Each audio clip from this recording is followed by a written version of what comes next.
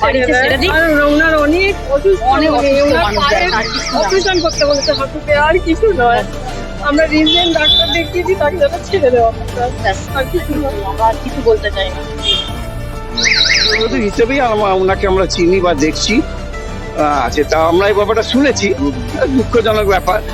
এবার বাকি পুলিশের কাছে যদি কোনো ইনফরমেশন থাকে, আমার তো মনে হয় ওনার বাড়িতে আরো যারা মানুষজন আছেন তাদের সঠিক তথ্যটাই পরিবেশন করাই দরকার প্রশাসনের সামনে কোনো কিছু না লুকিয়ে সঠিক তথ্য, সঠিক ঘটনা, সঠিক বিষয় বললে জিনিসটা হালকা হবে, প্রশাসনের বুঝতে সুবিধা হবে।